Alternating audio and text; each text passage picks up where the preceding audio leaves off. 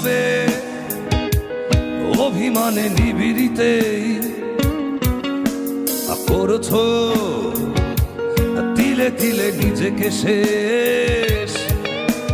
কেন বলো পৃথিবীতে কেউ কারো নয়, হয়ে গেছে ভালোবাসা নিঃশেষ।